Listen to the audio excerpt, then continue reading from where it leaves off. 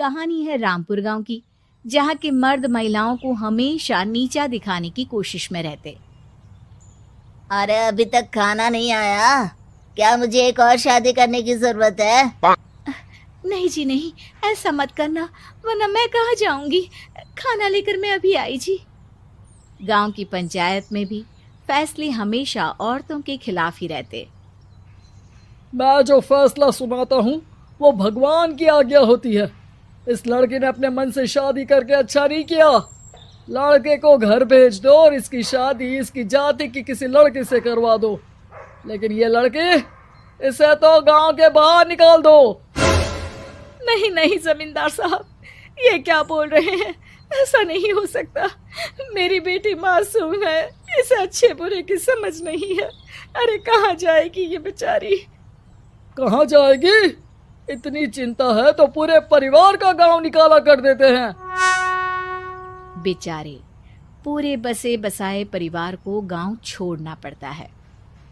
चाहे जो हो, अगर बेटियों को कंट्रोल नहीं कर सकते तो गांव में रहने का कोई मतलब नहीं है। यहाँ औरतों को दब कर रहना होगा।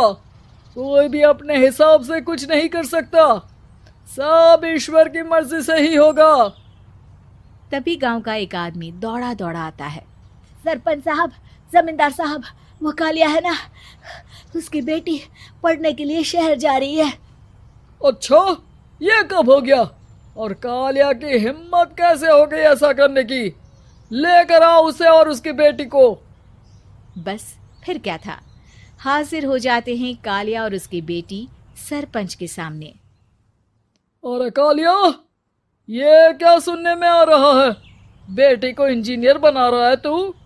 और ये बता, गांव में तो स्कूल नहीं है, फिर कहां से इतनी क्लास पास कर गई तेरी बेटी? राधा, जो कि कालिया की बेटी है, उसे लगता है कि सरपंच उसकी तारीफ कर रहे हैं। सरपंच जी, मैंने ऑनलाइन पढ़ाई की है, डिस्टेंस लर्निंग से।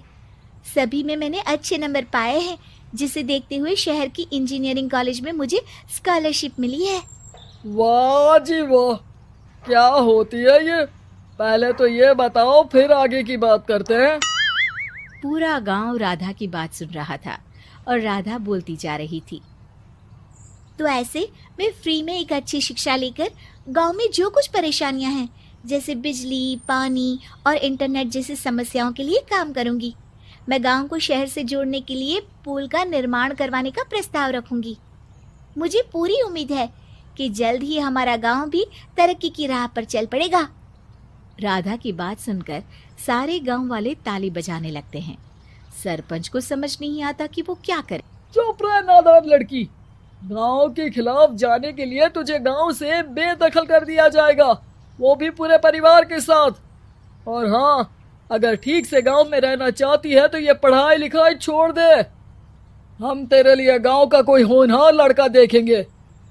तभी गांव का एक आदमी बोल पड़ता है। अरे नहीं नहीं सरपंच जी, राधा बिटिया जो बता रही है, अगर वैसा हो जाए तो हम लोगों को पैसा कमाने के लिए बाहर नहीं जाना पड़ेगा। हाँ जी, और ना ही कोसों दूर पानी के लिए भटकना पड़ेगा। हमारे बच्चे भी अच्छी पढ़ाई कर सकेंगे और आगे बढ़ेंगे, ना कि हमारी तरह खेती करते बैठेंगे। क्यों गांव वालों, राधा बिटिया का साथ देना चाहिए ना। सरपंच देखता है कि गांव राधा के साथ है तो वो चुप हो जाता है। वो घर आकर अपने सलाहकार से बात करता है, जो बहुत ही चालाक किस्म का इंसान होता है। अरे सरपंच साहब, आपको बहुत ही होशियारी से काम लेना पड़ेगा। एक बार गांव तरक्की कर गया, यहाँ के बालक पढ़ लिए तो कोई ना पूछेगा आपको। और फिर ये जो बेटा और बेटी है ना आपके, इनको भी आम लोगों की तरह ही जीवन जीना होगा। हाँ, लेकिन करे तो क्या करे? वो ना आप मुझ पर छोड़ दीजिए, बस मैं जैसा बोलूं करते जाइए। अगले रोज सुबह जब गांव वाले सोकर उठते हैं तो राधा के घर के बाहर और साथ ही वो लोग जिन्होंने राधा का सपोर्ट किया था, उनके घर के आगे लाल रंग से कल आऊंगी लिखा होता है। कल आऊंगी, यह क्या होता है? अरे यह तो खून से लिखा है, लगता है कोई भूत प्रेत या चुड़ैल का साया है। चलो सरपंच जी के पास चलते हैं। सभी सरपंच के पास जाकर उसे सारी बात बताते हैं। अरे ये तो बड़ी मुश्किल की बात है। चलो मैं एक बाबा को जानता हूँ, उन्हें बुला लेता हूँ। सरपंच बाबा को लेकर गांव के घर के बाहर जाता है। ओहो, तो ये वो चुड़ैल है जो उन लोगों को निशाना बनाते हैं जो गांव को बदलने का सपना देखते हैं। वो गांव को ऐसे ही संपन्न देखना चाहती है, वो नहीं चाहती कि कोई बाहरी यहाँ का कायाकल्प करे। क्या तुम लोगों में से किसी ने गांव को बदलने की सोच रखी है? तभी राधा की माँ रोते रोते आती है। मेरी राधा घर से गायब हो गई है। अरे कोई तो बचाओ, मेरी बच्ची कहाँ गई?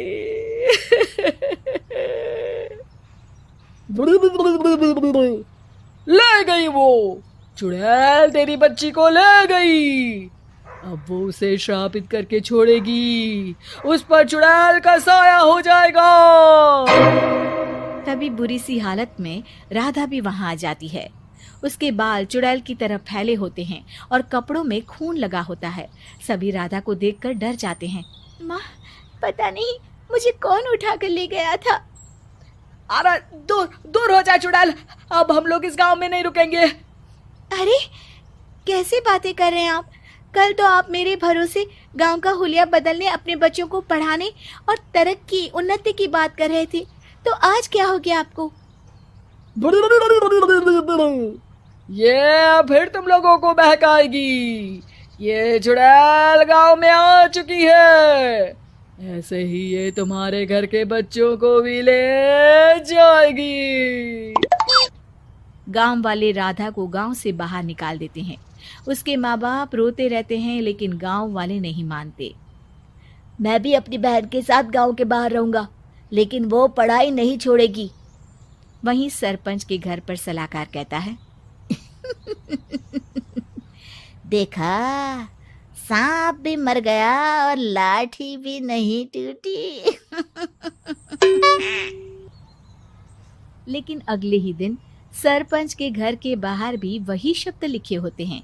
और फिर सरपंच की बीवी कहती है, हमारी बेटी को किसी ने अगवा कर लिया है।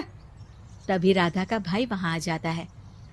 अरे गांव वालों, मैंने सरपंच जी की बेटी को देखा था, वो चुड़ैल उसे उठाकर ले जा रही थी। अरे क्या मजाक कर रहे हो? नहीं नहीं सरपंच जी, आप नहीं जानते, वो चुड़ैल अब आपकी बेटी में आ जाएगी, जैसे राधा के अंदर आ गई थी। तभी सरपंच की बेटी वैसी ही हालत में वहां आती है जैसे राधा आई थी। पापा, पता नहीं कैसे मैं गायब हो गई थी। चुड़ैल, इसके अंदर भी चुड़ैल का साया है, मारो इसे। अरे नहीं नहीं, इसे भी राधा के पास गांव के बाहर ही भेज दो। अरे चुप रहो, मेरी बेटी कहीं नहीं जाएगी और चुड़ैल वुड़ैल कुछ नहीं होता है। अरे कैसे बात कर रहे हो सरपंच जी? आप तो बोल रहे थे कि आपका फैसला भगवान का ज्ञान होता है, तो अपने पर बात आई तो अब आप ऐसे बोल रहे हैं। अरे ना ना ना, आपको अपनी बेटी को त्यागना ही होगा। अरे बुलाओ बाबा को। राधा का भाई बाबा को ले आता है, जिसे अब गांव वालों के डर के कारण सच बोलना पड़ता है। मैं कोई बाबा नहीं हूँ, मैं तो मोची था। ये सलाहकार महोदय ने मुझे कहा था एक्टिंग करने को। अब वो मुझे पैसे देने वाले हैं। अब मुझे माफ कर दो। गलती हो गई, मुझे माफ कर दो। तभी वहां राधा आ जाती है। देखा सरपंच जी, जब गांव के बच्चे साक्षर होंगे तो आप जैसे लोगों की चालाकी नहीं चलेगी।